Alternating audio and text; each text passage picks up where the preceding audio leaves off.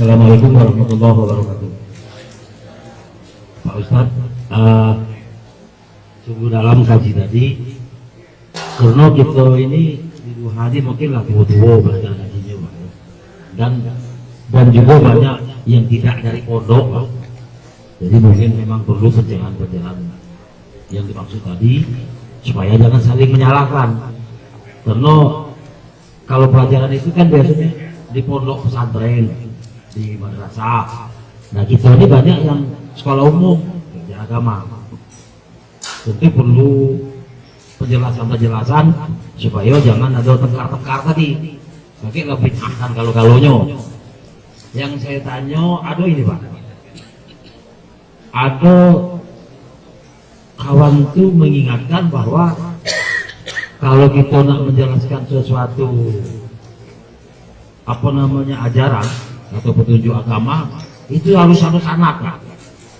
Sanad apa itu? Sanad. Atau nyampaikan hadis dari Al-Quran. Sementara kita ini kan kadang bukan ahlinya, tapi kalau kita lihat ada tuntunan, ada bacaannya, ada tuntunannya, apalagi sekarang ini kan banyak medsos, ya mungkin itu perlu kita sampaikan untuk kebaikan kita bersama. Apalagi kan disebutkan balihu ani walau ayat, sampaikanlah olehmu walaupun satu ayat. Nah maksudnya ini Pak, ada yang menyampaikan bahwa kita tidak bisa menyampaikan masalah-masalah agama ini kalau tidak bersanad. Nah saya minta penjelasan dari Pak Ustadz, bagaimana ini? Jadi kan kalau gitu nanti kita tidak berani Pak menyampaikan ini ada hadis ayat ini atau doa ini. Nah, kau bersanad kemana menyampaikan itu? Nah, itu ada yang mengkritik seperti itu. Tidak bisa menyampaikan agama itu harus pakai sanad. Jadi mohon penjelasan dari Pak Ustadz. Kalau balik lagi tadi yang apa tadi, balighu anni walau ayat, sampaikan olehmu walaupun satu ayat, tapi ayat yang betul, Pak. Nah, mohon penjelasan supaya jangan tapi ada nyalah, kadang ada nyalahkan itu. Kau berani nyampaikan tuh, kau bersanad ke mana? Nah, kira ada kritikan seperti itu. Mohon penjelasannya Pak, sehingga kita ini enak berjalannya. Demikian Assalamualaikum warahmatullahi wabarakatuh. Pertanyaan yang disampaikan oleh Bapak Idam tadi adalah sekarang banyak orang mengatakan dan membicarakan masalah sanad. Sanad itu apa sih? Sanad itu apa? Dan sanad itu harus seperti apa? Sanad itu kan adalah jalan periwayatan atau pengambilan. Dan itu saya belajar dengan Ustaz Saifuddin. Dan itu Ustaz Saifuddin belajar dari guru kita Haji Bayhaqi. Itu udah terus. Itu kan sanad, ya kan? Itu kan sanadnya. Lalu pertanyaan tadi yang jelas ringkas jawabnya, man laisa lahu sayyidun fasayyidunu sayyidu. Itulah dia. Orang belajar tanpa guru, maka setanlah gurunya. Ya.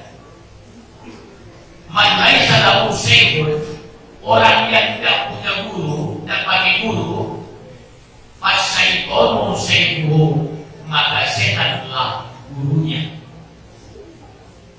Artinya belajar harus dengan bimbingan seorang pendidik atau guru. Itu. Jadi kita belajar dari kitab, ya, belajar dari kitab. Siapa yang penyusun kitab ini? Berarti dari situ sanadnya. Ini penyusunnya Yusuf bin Ismail An-Nabahani. Ya. Ini Yusuf bin Ismail An-Nabahani. Berarti kita mengambil ilmu dari dia dengan membaca kitabnya.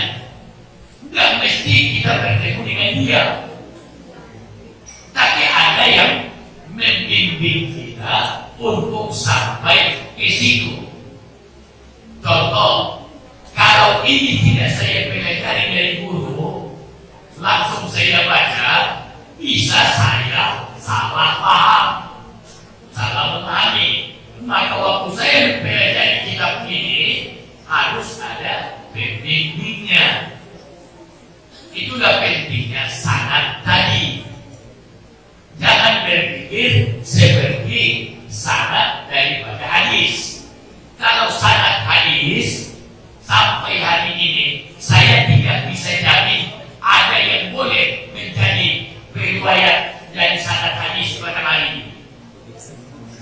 Ya, saya mohon maaf. Kalau kita berbicara sanad atau riwayat, kan riwayat itu dari guru, ya kan? Kalau itu kita yang di dalam hadis itu kita samakan dengan sanad belajar ilmu ini tadi, maka saya tidak bisa jamin di batang hari ini ada yang sah riwayatnya. Kenapa? Orang meriwayatkan hadis itu tidak pernah berbohong. Siapa yang tidak pernah berbohong batang hari? Mana orangnya? Nah. Oh dia ada Pak Zainal. Oke, Pak Zainal tidak pernah membohongi orang, tapi pernah membohongi ayam. Tidak bisa juga.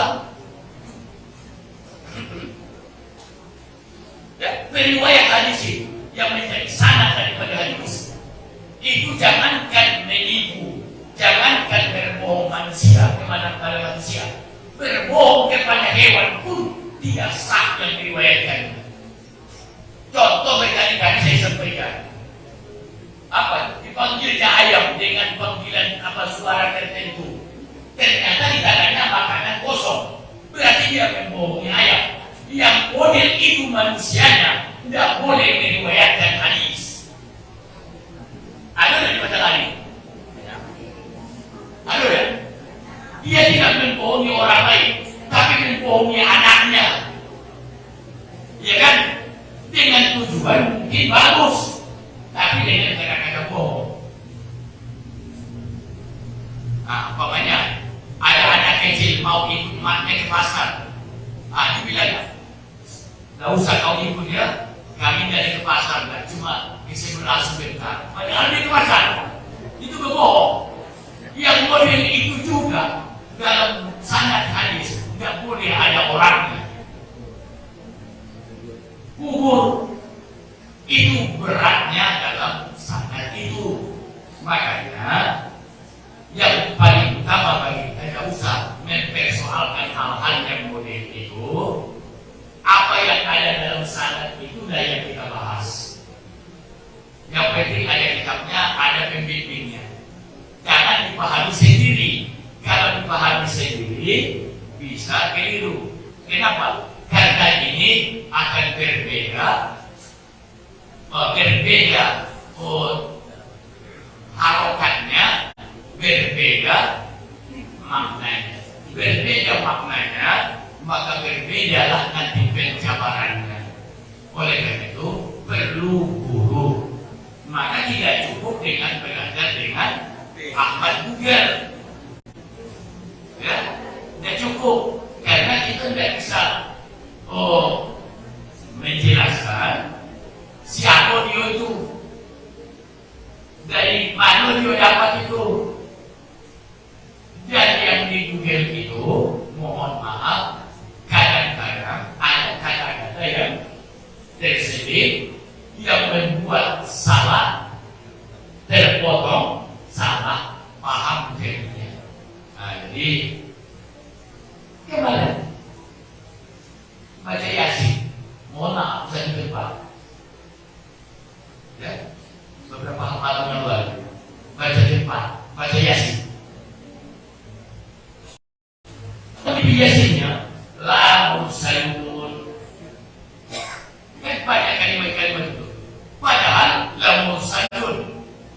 sepeda sini.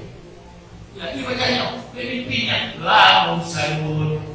Kalau lamun salun berarti Nabi Muhammad itu tidaklah orang yang diutus oleh Allah. Yang seharusnya bacanya lamun salun wa innaka laminal mursalin. Ini pasti mursalun, lamun salun dibacanya lamun salun. Akhirnya pembawa acaranya itu harus ngaji. Saya baca ini manusia di tempat ini, kok itu yang kau suruh mediasi? Tidak musuh saya bilang, terganggu saya, kenapa? Berapa banyak kalimat Al-Quran yang di rumahnya, saya bilang. Nah, saya marahi pembawa acara itu. Saya baca itu manusia di sini, saya bilang. Kenapa dia yang kau suruh mediasi, saya bilang. Alasan dia, kalian lainnya mau. Nah, alasan yang lain tidak mau. Saya kalau sudah seperti itu bacaannya mengganggu saya. La musalun sama dengan ujung khutbah. Wala zikrullahi akbar. Ujung itu. Padahal wala zikrullahi akbar. Ada yang wala zikrullahi akbar. Terganggu saya. Kenapa? Dia rusak kalimat itu, rusak makna. Wala zikrullahi akbar. Dan bukanlah zikir kepada Allah itu yang lebih besar. Padahal maksud yang di situ yang sebenarnya lebih sesungguhnya zikir kepada Allah itu lebih besar atau lebih penting. Kok ditidakkannya? Karena yang seharusnya tidak panjang dipanjangkannya. Wala zikrullahi akbar. Lamur salun, padahal lamur salun. Makanya perlu berpikir tadi.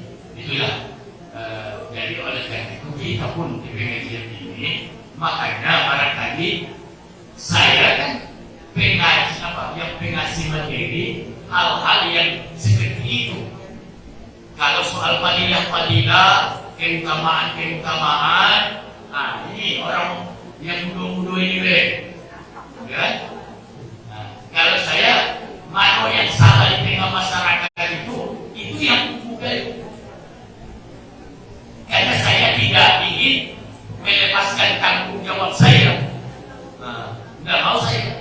Saya tahu tadi saya biarkan, saya tidak mau model itu. Karena kata Nabi, Isa soal bid'ah, ya, wasaka dalam alim, fandal.